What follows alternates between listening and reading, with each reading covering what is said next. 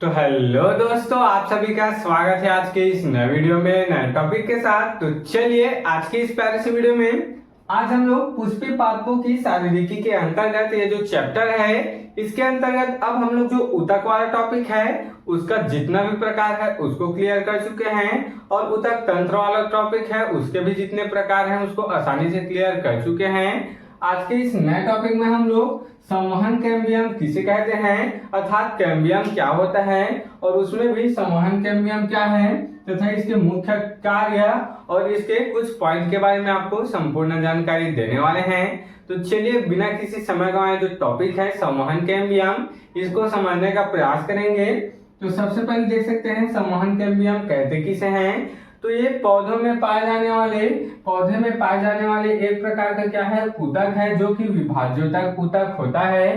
कौन सा ऊतक होता है? विभाज्योतक ऊतक होता है जो पौधे की वृद्धि और विकास में क्या होते हैं महत्वपूर्ण भूमिका निभाते हैं। अर्थात कोई भी प्रकार का जो कैम्बियम होता है कोई भी जो कैम्बियम है वो क्या होता है पौधे के विकास और वृद्धि को अर्थात एक निश्चित भाग के ग्रोथ के लिए क्या करते हैं कार्य करते हैं, उसे ही कैम्बियम कहते हैं। और जो संवहन कैम्बियम है वो क्या करते हैं ये पौधों की वृद्धि और विकास में क्या करते हैं महत्वपूर्ण भूमिका निभाते हैं। यह ऊतक पौधे के तने देख सकते हैं पौधे के तने और जड़ में क्या होता है पाया जाता है। ये जो क्या है ये जो कैम्बियम है वह पौधे के स्टेम और उसके रूट में क्या होता है पाया जाता है और उसी के वृद्धि को क्या करते हैं बढ़ाते हैं। इतना क्लियर हुआ।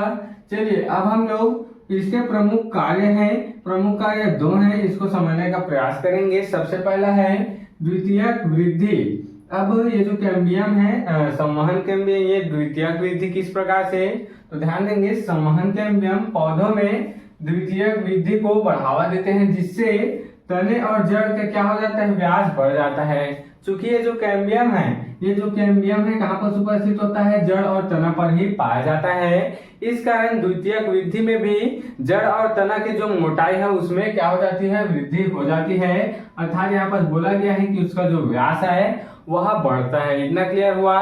तो ये पहला कार्य हो गया। चलिए दूसरा देख लेते हैं नए संवहन ऊतकों का निर्माण। अब ये जो संवहन कैम्बियम है वह संवहन ऊतक का निर्माण करते हैं अर्थात जाइलम और फ्लोएम का निर्माण करते हैं। तो यह नए जाइलम और नए फ्लोएम का क्या करते हैं ऊतकों का निर्माण करता है। देख सकते हैं ये नए संवहन ऊतक अर्थात नए जाइलम और नए फ्लोएम का ऊतक का निर्माण करते हैं। और आगे देखेंगे जो पौधों में पानी और पोषक तत्वों के परिवहन में महत्वपूर्ण भूमिका निभाते हैं। इसको तो हम लोग शुरू से ही पढ़ते आ रहे हैं कि जो जाइलम और फ्लोएम है वह पानी और भोज्य पदार्थ पोषक पदार्थ को परिवहन करने के लिए अर्थात एक स्थान से दूसरे स्थान तक पहुंचाने के लिए कार्य में आते हैं। इसको हम लोग शुरू से ही क्या कर रहे हैं पढ़ते आ रहे हैं। तो इतना क्लियर हो गया। तो जो संवहन कैम्बियम है इसके मुख्य दो कार्य हैं। पहला हो गया द्वितीयक वृद्धि, दूसरा हो गया नए संवहन ऊतकों का निर्माण। अब नए संवहन ऊतक अर्थात उसमें नए प्रकार के जाइलम और नए फ्लोएम का निर्माण करते हैं जो कि पानी अर्थात जल और पोषण तत्वों का परिवहन में महत्वपूर्ण भूमिका निभाते हैं। चलिए इसका और कुछ पॉइंट है इसको समझने का प्रयास करेंगे। तो संवहन ऊतक का निर्माण करने वाली प्रविभाजी ऊतक, ध्यान देंगे संवहन ऊतक का निर्माण करने वाली प्रविभाजी ऊतक की पूर्णनुमा संरचना को ही संवहनी एधा या फिर संवहन कैम्बियम यहाँ पर कह दिया जाता है। अब संवहन कैम्बियम क्या है इसको एक यहाँ पर और लिखा गया है कि संवहन ऊतक का निर्माण करने वाली प्रविभाजी ऊतक की पूर्णनुमा अर्थात इसकी ही पूर्णनुमा जो संरचना आपको दिखाई देती है या फिर वो इस प्रकार से होती है या फिर इस प्रकार से पूर्णनुमा संरचना हो सकती है। तो पूर्णनुमा संरचना को संवहनी एधा या फिर इसी को संवहनी कैम्बियम कह दिया जाता है। ये पॉइंट क्लियर हुआ। दूसरा पॉइंट और है कि संवहन कैम्बियम की गतिविधि से पौधों की वृद्धि होती है और विकास भी होता है तथा पौधे की वृद्धि और विकास में महत्वपूर्ण योगदान होता है। इतना क्लियर हुआ।